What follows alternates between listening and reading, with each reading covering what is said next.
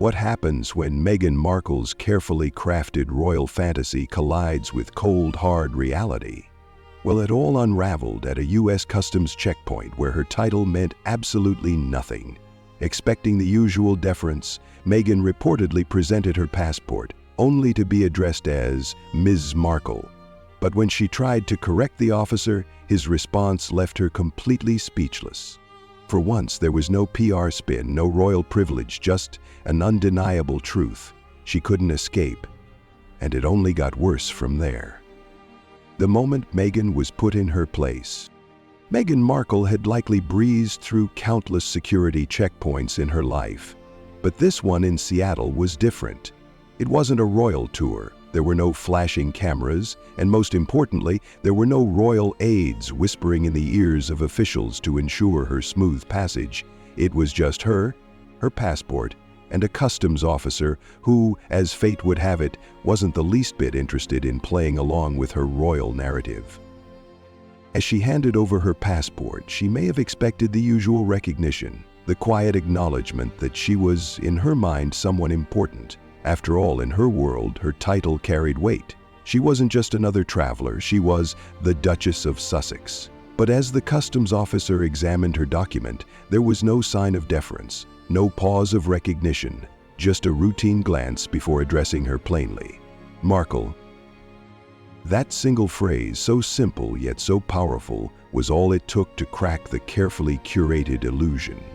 Meghan, as reports suggest, wasn't about to let it slide. She allegedly corrected him, perhaps expecting an instant apology, maybe even a bit of backpedaling. But that's not what happened. Instead, the customs officer, unfazed, simply looked up and asked, "Does that mean your passport is incorrect?" Silence. For a woman who has built an empire on storytelling, reinvention, and controlling the narrative, this was a moment she hadn't prepared for. There was no spin, no way to change what was printed in black and white. The document in front of the officer didn't say Duchess of Sussex. It simply said Rachel Meghan Markle. And that, as much as she may have wished otherwise, was the only identity that mattered at that moment. For the first time in a long time, Meghan Markle was forced to accept reality. But this was just the beginning of an unraveling that would expose more contradictions than even she could keep up with. When a name becomes an identity crisis. Meghan Markle has spent years shaping her public image, carefully constructing a persona that places her at the center of royal drama, media scrutiny, and Hollywood glamour. But for all the interviews, the tell-all documentaries, and the carefully worded statements, there was one thing she could never change: the name printed on her official documents. No matter how many times she introduced herself as the Duchess of Sussex, her passport told the real story: Rachel Meghan Markle. It's an uncomfortable truth for someone so invested in status. Meghan has long positioned herself as both a victim of the monarchy and a proud royal, depending on which narrative benefits her most at any given moment. When it suits her, she's an independent woman who bravely stepped away from the firm. When it doesn't, she clings to her title as if it's the only thing standing between her and irrelevance. But no amount of branding could change the reality of what happened at that customs counter. Imagine the moment, standing there, realizing that outside of carefully orchestrated public appearances, her title holds no weight. In the United Kingdom, the royal family's internal structure may dictate how she's addressed. But here, in the United States, there are no courtiers, no protocols, no bows or curtsies. Just a government-issued passport that couldn't be rewritten, no matter how much she wished it could. And perhaps that's what made this moment so significant. For someone who has spent so much time in the public eye crafting an image, there's something deeply symbolic about being reduced to just another traveler. No special treatment, no VIP service, just a passport, a name, and a reality that no matter how much she tries to spin, will never change. But this wasn't the first time Meghan's relationship with her passport had raised questions. In fact, just a few years earlier, she had made a claim that left people wondering, was she rewriting history yet again? The great passport contradiction. Meghan Markle's relationship with her passport has been at the center of one of her most talked about claims. A story that, when put under scrutiny, starts to unravel in ways that raise more questions than answers. During her infamous interview with Oprah Winfrey in early 2021, Meghan painted a picture of her time as a royal that shocked many. She claimed that once she married Prince Harry, her passport was confiscated, along with her driver's license and keys. According to her, she was essentially trapped, unable to travel freely or make her own choices. It was a striking revelation, one that played into the larger narrative she was crafting about being isolated, controlled, and, in her words, silenced. But there was just one problem. Even the most casual royal observer could see the glaring contradiction in her story. If Meghan's passport had truly been taken away, how did she manage to travel so frequently during her time as a working royal? Let's look at the facts. Between her wedding in May of 2018 and her dramatic exit from royal life in early 2020, Meghan took trips across the world. She flew to Australia, New Zealand, and Fiji on an official royal tour. She traveled to Morocco, made visits to Canada, and most famously, jetted off to New York City in early 2019 for a lavish baby shower. An event so extravagant it reportedly cost $500,000. So, if her passport was truly confiscated, how did she board those flights? Did it magically reappear just in time for her high-profile getaways? The answer is obvious. Her passport was never taken in the way she implied. Like all working royals, her travel was coordinated, but she still had access to her documents. This claim, much like many others in her carefully crafted narrative, conveniently crumbled under even the slightest bit of scrutiny. And if Meghan's passport was never actually taken, that raises another question. How did she travel during her time as a royal? The answer is even more revealing than you might think. The royal tour loophole. How did she travel? For Meghan Markle, one of the many privileges of marrying into the British royal family was access to a world of elite travel. But, contrary to what some might assume, she was never issued a British passport. Unlike Prince Harry, who was born into royalty, Meghan remained a U.S. citizen throughout her time in the royal family, meaning she had to use her American passport for every trip. But that's where things get complicated. As a royal, Meghan often traveled for official duties, highly publicized events that required careful planning, security coordination, and international protocol. Some might assume that meant she was granted special travel status, perhaps even a diplomatic passport that allowed for smoother passage through borders. Yet, that wasn't the case. Unlike working royals from countries with official diplomatic roles, such as Queen Maxima of the Netherlands or King Felipe of Spain, Meghan was never issued a diplomatic passport by the United States. So what does that mean? Simply put, Meghan was by all legal definitions an ordinary traveler. She didn't have the luxury of skipping customs or bypassing standard airport security. Every time she traveled, whether for an official event or personal leisure, she had to use her regular U.S. passport, just like any other American citizen. This reality is what made the Seattle customs incident so significant. Meghan may have been accustomed to royal aides smoothing the way during her overseas trips, but outside of that bubble, her passport carried no special privileges. The moment she left the institution of the monarchy behind, she was stripped of any perceived authority her title once held in diplomatic settings. And yet, despite stepping away from the royal family, Meghan has continued to hold on to her title as if it's the key to maintaining her public image. But was it ever truly about the title itself? Or was it about something much bigger, something Meghan refused to admit? Did Meghan expect a royal passport?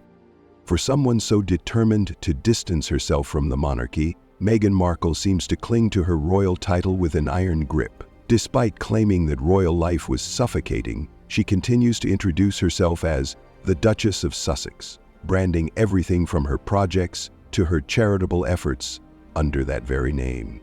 But in her ideal world, did she expect more than just a title? Did she believe her royal status should be recognized in official travel documents? Some speculate that Meghan may have expected a special designation, Perhaps a passport that reflected her status as a member of the royal family, even after she stepped down, but that's simply not how the system works. Titles granted by the British monarchy do not translate into legal privileges outside of the United Kingdom. There's no such thing as a Duchess of Sussex passport, no golden travel document that ensures immediate recognition and priority treatment. And yet, that didn't stop Meghan from allegedly expecting a different kind of treatment. When she corrected the customs officer in Seattle, it wasn't just about being addressed properly. It was about reinforcing an identity she has spent years cultivating. She may no longer be a working royal, but in her mind, she is still somebody. Someone who deserves to be recognized. But the world outside royal circles doesn't operate on titles alone. Meghan was about to face an even harsher truth, one that made it painfully clear just how little weight her status actually carried. And the customs officer who refused to play along? He wasn't the first, and he certainly won't be the last. The hidden truth about royal titles in America. For all the grandeur attached to British royal titles, there's one undeniable reality. Outside of the United Kingdom, they mean absolutely nothing. The United States in particular has a unique stance when it comes to nobility. Ever since the country declared independence from Britain in the late 1700s, the U.S. government has refused to recognize foreign titles. In fact, the Constitution itself forbids any American citizen from holding a title of nobility in an official capacity.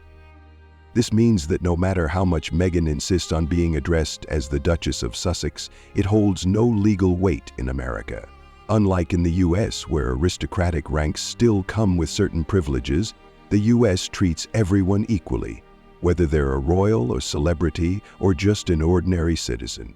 And that's precisely why the customs officer in Seattle didn't blink when he called her Ms. Markle. To him, she was just another traveler, not a member of some untouchable elite.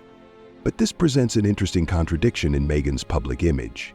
She has repeatedly spoken out against the monarchy, criticizing its rigid traditions, its outdated structures, and its supposed restrictions on personal freedom. And yet, she refuses to let go of the one thing that ties her to it: her title.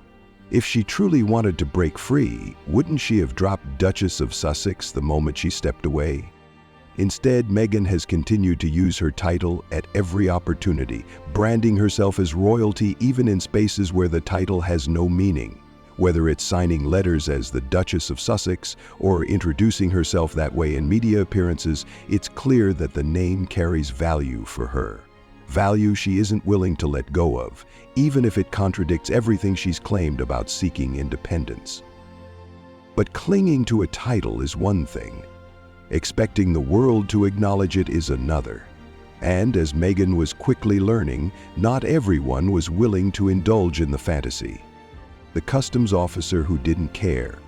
For most of her life in the public eye, Meghan Markle has been surrounded by people who cater to her every expectation. Whether it was Hollywood assistants, royal staffers, or sympathetic media figures, she has become accustomed to people treating her as someone important. But U.S. customs officers are an entirely different breed. They don't care about fame, fortune, or titles. They care about documents, security, and following protocol. So when Meghan allegedly tried to correct the customs officer in Seattle, expecting a moment of recognition or even an apology, she was met with something far more brutal: indifference. The officer's response? Does that mean your passport is incorrect? Wasn't just a rejection of her correction. It was a reality check, a reminder that outside of her carefully curated world, her royal status carried no weight. For someone like Meghan, who has spent years shaping her image, this must have been a difficult moment. She has built an entire brand around the idea that she is somebody, that her title is meaningful, and that she should be addressed accordingly.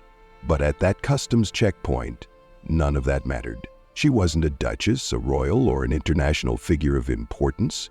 She was simply Rachel Meghan Markle, an American citizen handing over a U.S. passport like millions of other travelers do every single day. And perhaps that's what made this moment so significant. Meghan is used to controlling the narrative, but this was a moment she couldn't spin. There were no cameras, no carefully worded statements, no sympathetic interviewers ready to reshape the story in her favor. It was just her and an official who, whether intentionally or not, reminded her of a truth she has long refused to accept. For Meghan, this must have been frustrating, if not outright humiliating. But the question remains, why does she care so much? Why does she cling so desperately to a title that, by her own admission, represents an institution she claimed to despise? Meghan's need for control, and why this moment was devastating. For someone as image-consciousness as Meghan Markle, control is everything. From the moment she entered the public eye, she has carefully managed how she is seen, crafting narratives that position her exactly where she wants to be. Whether it's the fairy tale romance with Prince Harry, the victimized royal outsider, or the independent Hollywood power player, every version of Meghan has been shaped with precision. That's why this seemingly small moment at customs must have hit harder than expected. It wasn't just about being called Ms. Markle, it was about losing control of how she was perceived. She has spent years insisting that she is the Duchess of Sussex, and in carefully controlled environments, that's exactly how she is treated. But in the real world, where titles don't dictate behavior, she was forced to face a brutal reality. Her royal status is only as powerful as the people who choose to acknowledge it. This moment also highlights a deeper contradiction in Meghan's public persona. She has repeatedly spoken about breaking free from the monarchy, rejecting the constraints of royal life, and forging her own path. And yet, when the customs officer stripped her of that title with just 2 words, it became clear that she isn't as ready to let go as she claims. She wants the benefits of royalty without the restrictions, the recognition without the obligations. But the customs officer didn't play along. He didn't see her as a duchess, a celebrity, or even a public figure. He saw her as a traveler, nothing more. And in that moment, Meghan Markle's greatest fear became reality. She was just like everyone else. And if that's something she couldn't handle, what does that say about the future she's built for herself? Would Meghan still use Duchess if King Charles took it away? There's an unspoken question that looms over Meghan Markle's carefully maintained brand. What happens if King Charles formally strips her of her title? It's not an impossible scenario. In the past, members of the royal family who have stepped away from duties have lost their titles or had them downgraded. Prince Andrew, once known as His Royal Highness, no longer holds that privilege. Even Princess Diana, despite her global status, lost the title of Her Royal Highness after divorcing Prince Charles. Meghan and Harry still hold their titles, but it's clear that discussions about removing them have taken place behind palace doors. Some members of the British public have called for it, especially since Meghan has spent years criticizing the very institution that granted her the title in the first place. If she truly despises the monarchy as much as she claims, then surely losing the title wouldn't matter to her, right? And yet Meghan clings to Duchess of Sussex as if it's her lifeline. Every press release, every speech, every public appearance still includes that royal branding. She could have chosen to present herself as just Meghan Markle, independent and free from the monarchy's influence. But she didn't. Instead, she continues to leverage the title, using it as a powerful tool in her media career, her business ventures, and her public persona. But what if King Charles made the decision for her? Would Meghan quietly accept her new status as plain Miss Markle, or would she double down, insisting on using Duchess even without official recognition? The truth is, Meghan doesn't need the title for legal reasons, but she does need it for relevance. Without it, she becomes just another former actress trying to stay in the spotlight. And that, more than anything, is likely why she'll hold on to it for as long as she possibly can. So even if King Charles were to formally revoke it, does anyone really believe Meghan would stop calling herself the Duchess of Sussex? Unlikely, because at this point, the title is all she has left. The irony, Meghan criticizes the royals but clings to the title. For someone who has spent the last few years publicly condemning the monarchy, Meghan Markle seems oddly unwilling to detach herself from it. She has spoken at length about how the royal institution is outdated, restrictive, and even harmful. She has described her time within the family as suffocating, claiming she felt like a prisoner trapped behind palace walls. And yet she refuses to let go of the one thing that still connects her to it: her title. It's one of the most glaring contradictions in Meghan's carefully curated image. She wants the world to believe that she was a victim of the royal family's rigid structure, yet she insists on being addressed by the title they gave her. She wants to be seen as an independent woman, yet she markets herself using a name that only has power because of the very institution she claims to despise. If Meghan truly believed that the monarchy was an outdated system, the logical thing to do would be to drop the title entirely. She and Harry could have simply become Meghan and Harry Markle, moving forward on their own terms. But that's not what happened. Instead, they continued using Duke and Duchess of Sussex, building their entire brand around it. And when people question why they don't just let it go, the answer is clear. Without that title, they lose the one thing that sets them apart from every other Hollywood power couple. The hypocrisy is undeniable. Meghan has built her post-royal life around criticizing the very system she benefits from. She claims she wanted to break free from royal life, yet she holds on to the privileges it gave her. She insists on being treated as an equal, yet she corrects a customs officer who dared to address her by her real name. And the irony? No matter how much she tries to rewrite history, her passport will always tell the truth. The final blow, a reality Meghan can't escape. No matter how much Meghan Markle reshapes her public image, there are some things even she cannot change. And one of those things is the name printed on her passport. While she may introduce herself as the Duchess of Sussex, while she may insist on royal protocol in Hollywood boardrooms and red carpet events, the US government does not recognize her title. To them, she is, and always will be, Rachel Meghan Markle, an American citizen with no official status beyond what the British royal family once granted her.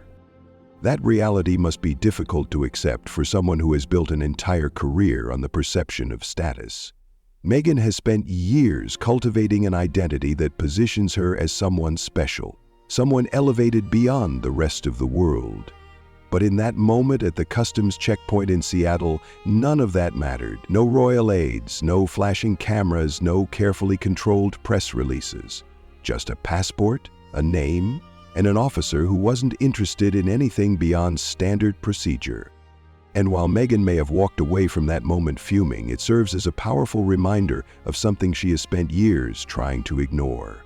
Titles don't define reality. Public image doesn't override legal documents, and no matter how much she insists on her royal status, there will always be places, customs, lines, legal forms, government records, where her title holds no weight. Perhaps that's why she clings to it so desperately in every other aspect of her life. If she lets go of Duchess of Sussex, what's left?